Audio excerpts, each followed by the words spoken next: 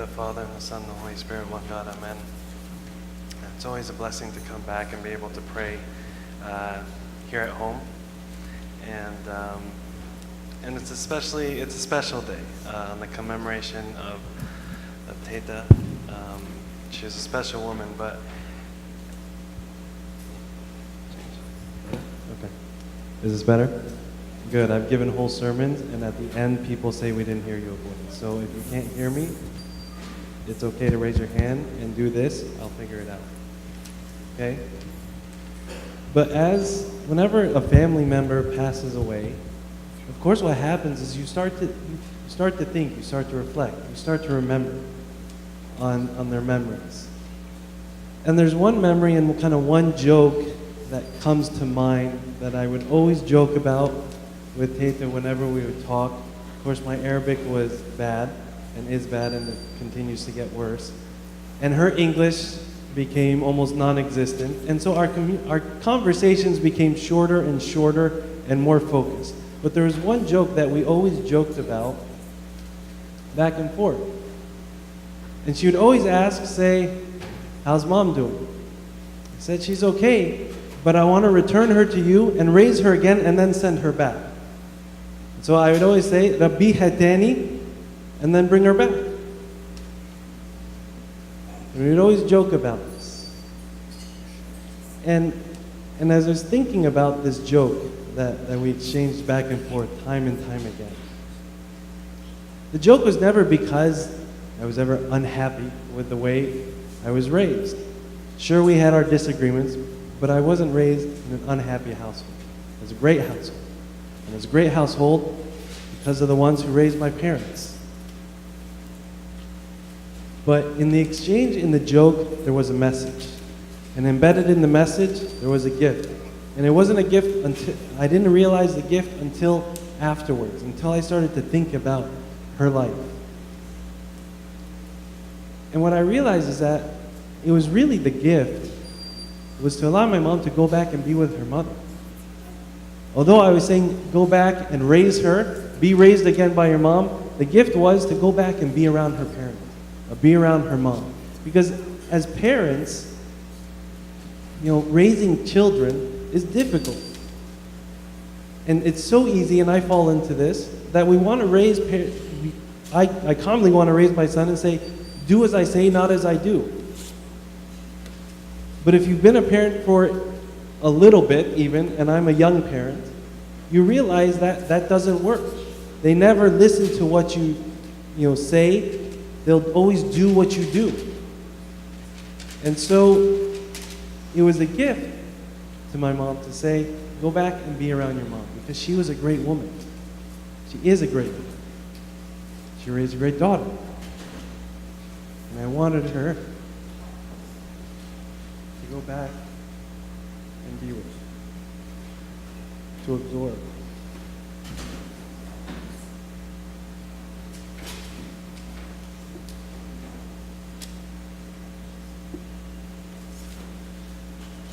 Being in the presence of our parents, it's special. It's very special.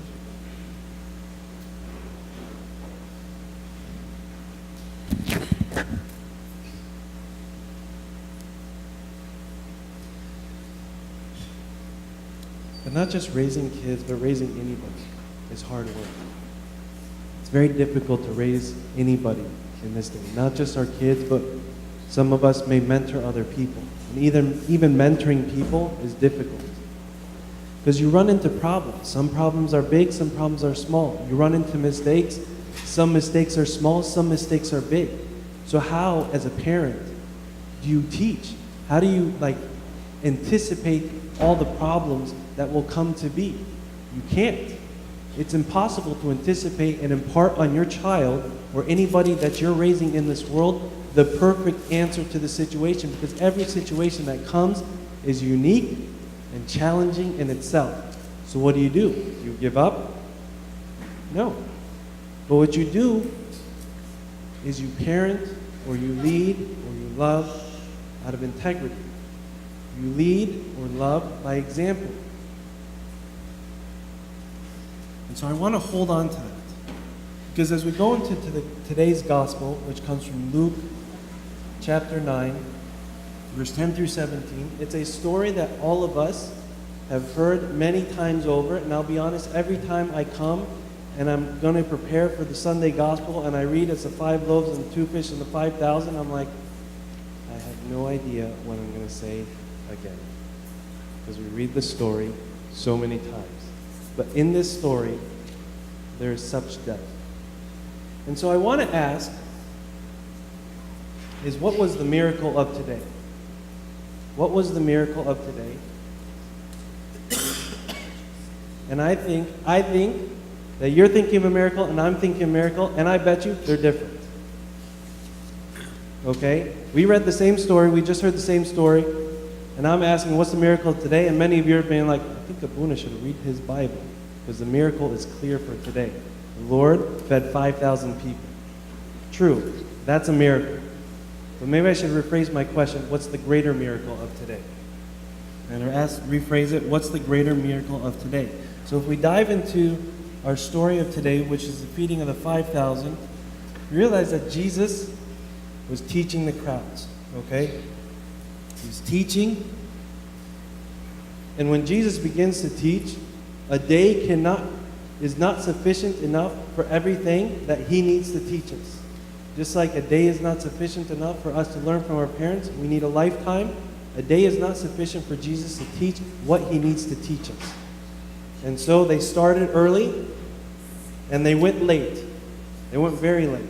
They went to, so late that his disciples, who have heard him teach over and over, although it was God incarnate in their midst, were getting tired of his teaching. How do we know they were getting tired? Well, they came up, and they didn't offer a suggestion. They didn't throw a hint. They weren't passive about it, standing around saying hey, Jesus. They went up to him and they said, Jesus.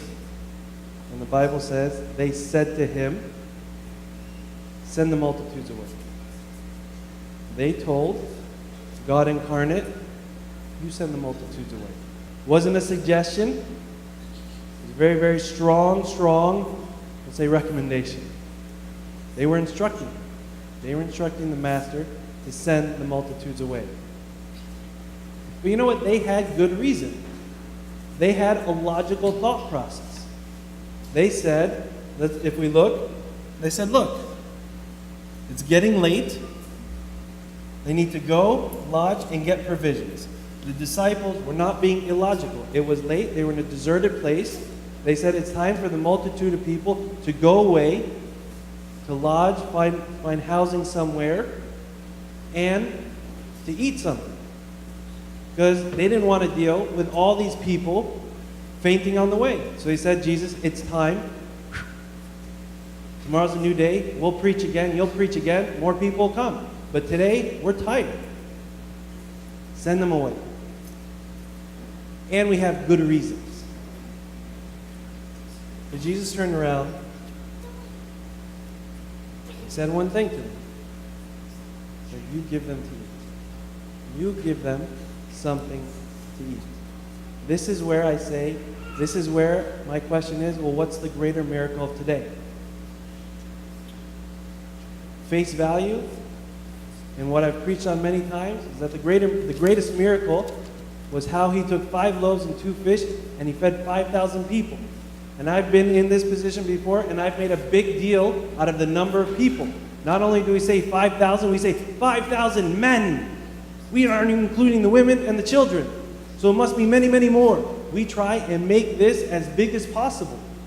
He fed 5,000 people on this day. 5 loaves and 2 fish. Sure, it's a great miracle. But my argument is that it wasn't the best miracle of today. It wasn't the most personal miracle of today.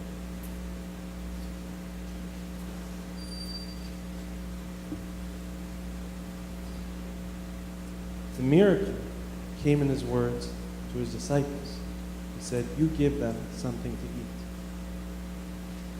It's one statement, just a few words, and it's captured in time.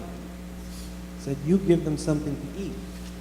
But it was a statement that was so far-reaching that it applies now. It applies personally. In the statement of you give them something to eat was not really just like a command, but it was a lesson. And the lesson was to teach them how to feed, to teach them what it is to give somebody something to eat. And in that lesson, there's a valuable principle for all of us to live by.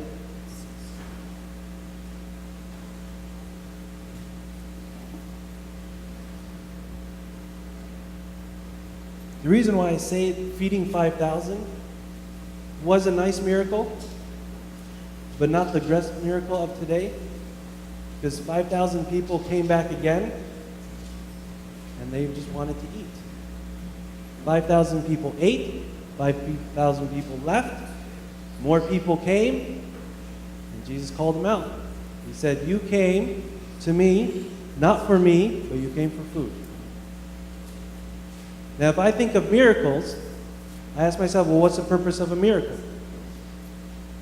Why was Jesus performing miracles? He was performing miracles because he wanted to break the hardness of man's heart. He wanted to break the hardness of our hearts to teach us something else. Because a miracle should transform.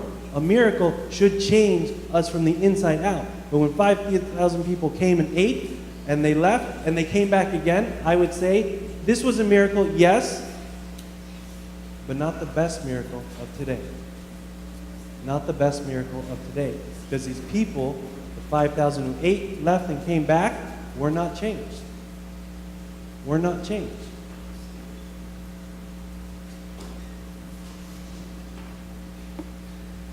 Now, just prior to this story, actually at the beginning of Luke, Jesus had sent out his disciples.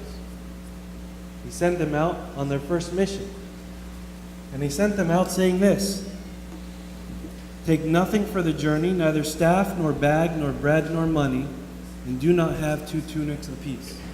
That was the message as he sent them out. He said, you're going to go out, and I'm going to give you some Holy Spirit, take with you, and you're going to do good things, but take nothing. We don't know exactly how long this journey was. We don't know exactly where they went, but they went out, around about, into the area with nothing. It was like survival camp for the disciples. He said, take nothing. What was he trying to teach us?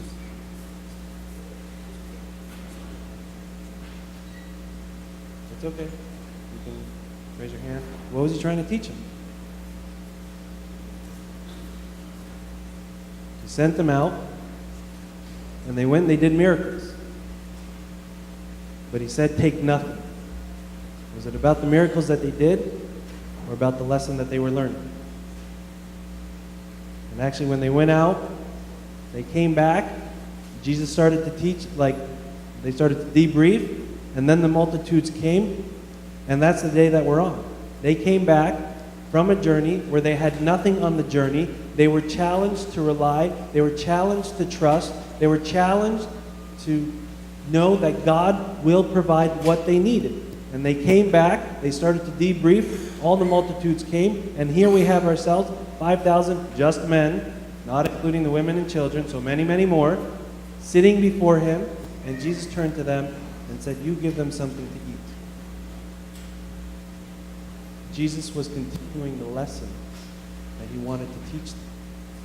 This was a continuation of the lesson.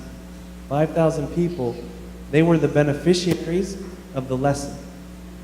They were the beneficiaries of the miracle, the greater miracle of today. Jesus was continuing his teaching.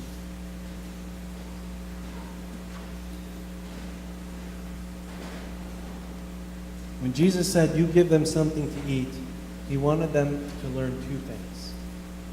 And these are 2 things for us to take away from today. Jesus knew the situation very well, better than them. He said, you give them something to eat. In it, he was trying to teach them how to feed people. All right? But see, the disciples came and they said, well, let's look at the situation. And they realized the situation doesn't look good, and they said, oh, all of us would have to work for about a month in order to provide enough food. So they saw the situation one way, Jesus saw it a different way.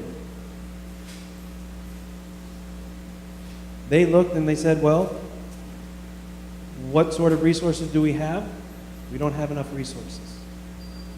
They were looking for an abundance of something in order to feed the multitudes. Jesus was trying to teach them that it's not about what you hold in your hand, but it's about who you have with you.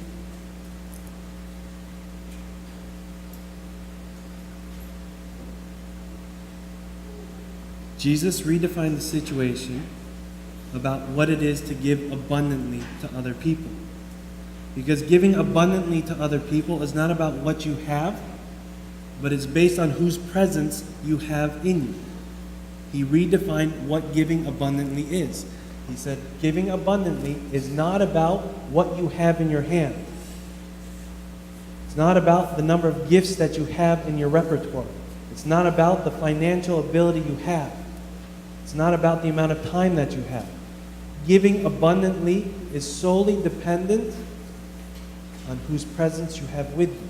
And if you have His presence abundantly, then you are able to give. So the principle Jesus was trying to pull out of this, the principle that He was trying to pull out of this, that you cannot give what you do not have. You cannot give what you do not have. You may want to give abundantly, but if you do not have abundantly, then you can never give abundantly. He told the disciples, I want you to give abundantly. You give them something to eat. But what He wanted to teach them, you can never give something to eat from that which you do not have. He wanted to change their eyesight. Stop seeing physically and start seeing spiritually.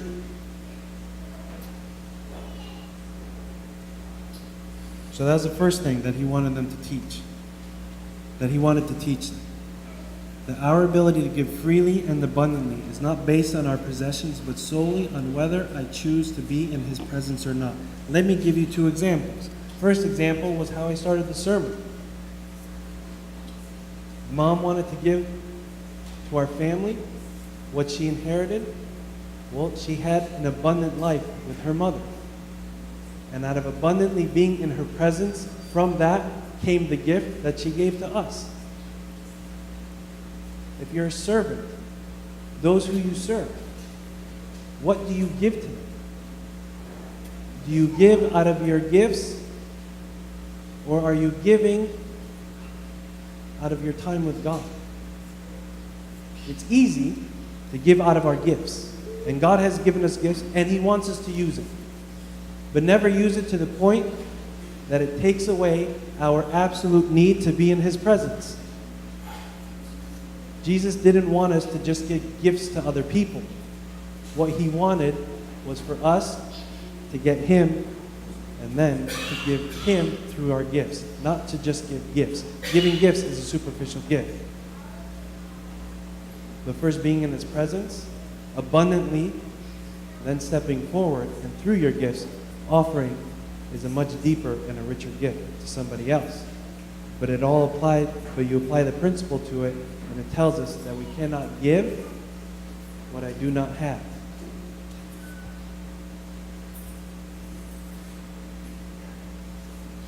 Another way to think of it. Everybody here has been hurt by something. Hurt deeply too. And some of us have struggled to offer up forgiveness to that other person. It's very hard to give forgiveness to another person when you yourself have not been forgiven. When you yourself are still holding the guilt and the shame from whatever mistakes you may have committed. And all of us have it. All of us carry it. But it is impossible to offer forgiveness to somebody without first allowing God to forgive you. And feeling and understanding and believing in His forgiveness. Difficult to give what you do not have. Difficult to offer forgiveness when you do not have forgiveness. When you do not live as if you were forgiven. When we do not feel as if we have been forgiven.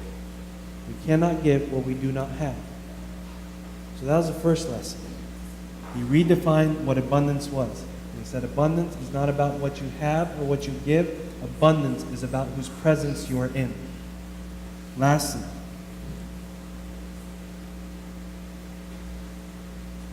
Jesus' lesson today was that it's never about the situation. It's never about the problem that you're facing. It's always about the deeper work that God is doing inside of us. It is never about the problem that we face. It is always about the deeper work that God is doing inside of us. Why do I say that? Because 5,000 people ate, 5,000 people died. 5,000 people ate, 5,000 people died. 12 men learned a lesson. 12 men went on to begin the feeding of the rest of the world. They continued the work that Jesus did. Yes, they ate. And yes, they were filled. But there was a difference in today. These 12 men saw something with the eyes of their heart, learned something with the eyes of their heart, more than just ate with their mouth. How did he choose to teach him the lesson? Through putting him in a horrible situation, a difficult situation, an impossible situation. Was it about the situation? Absolutely not. Was it about the lesson they were about to learn? Absolutely. To me, that's the greater miracle. When he can take 12 men and with the multitudes, do something great for the multitudes, but say that the greatest lesson is the lesson I'm implanting in their hearts. There's not a single person standing in this church that doesn't have a problem, that doesn't face a challenge. But how we look at the challenge makes all the difference in the world. How we choose to approach the challenge makes all the difference in the world. If we look at the problem and just say, well, what's the solution? We are short-sighted. We are near blind to the work that God is doing in us. I had a situation, a case that came my way. Son got in trouble with the law, the drugs, driving off a license, all these different things. Okay? Parents are like, what do we do? I was like, I don't know, deal with the law thing however you want to deal with it. I don't know. That's not my area. But when we talk a little bit further, you realize that at home, Dad was absent from the family. He was there, he was providing money, but he was emotionally, mentally absent from this marriage. He was absent from raising his kids. He was absent from his son. He beat his son different times. He was absent. Now, the result, the son's in trouble. Sure, we can look at the situation and say, well, how do I get him out of the trouble with the law so that he doesn't have something on his record? Fine, you can solve that. Some lawyer can solve that. But if you don't look at the situation and say, wait a second, this is an opportunity for me to look at my son, see why he is the way he is, and realize that he's that way because of me, we've missed the golden opportunity of the situation. We've missed the deeper lesson, the deeper work that God is doing in us. I'll tell you the personal lesson I learned. When I was first ordained as a priest, I thought my life was to serve everybody else. I thought I was coming as a sacrificial lamb. I'm going to become a priest. I'm going to serve everybody else. God taught me it has nothing to do with you. You may not like it hearing from a priest that my life has nothing to do with you. It doesn't. My life has everything to do with me and God. What you hear now is a byproduct of my relationship. Sure, there are problems on how to serve a church. I have so many questions about starting a new church, but I realize it's not about finding solutions to the problems. It's about what God is teaching me through the problems. Find the answer, and I got to go back and realize whose presence do I need to be in. I don't need an abundance of answers. I need an abundance of His presence to allow Him to do the good work He is trying to do in me. It's not about the problems. Life is full of problems. Stop focusing on the problems. Start seeing the good work that is being done. Disciples, they saw a problem. What Jesus saw was an opportunity to reach them where it matters most, to reach them in the heart, to teach them a lesson. The only way to teach him that lesson is he kept him close. He kept him close.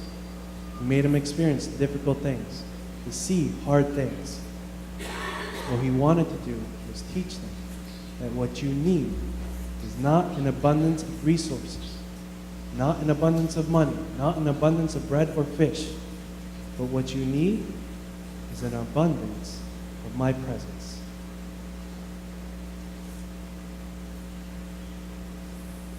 What you need is an abundance of my presence in your life. Then you will see what abundance is by my definition, not by the world's definition. Then you will see the problems that I allow you to face, the problems that I set before you, as not problems for you to solve, but problems for you to learn. Problems for me to break into your heart, to teach you a lesson, to form you. So I thought today's lesson, for me, was very applicable.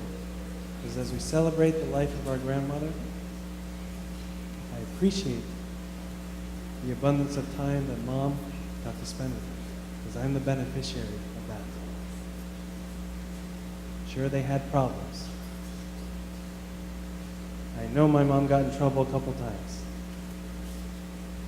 But out of the abundance of time of being in her presence, we receive that love.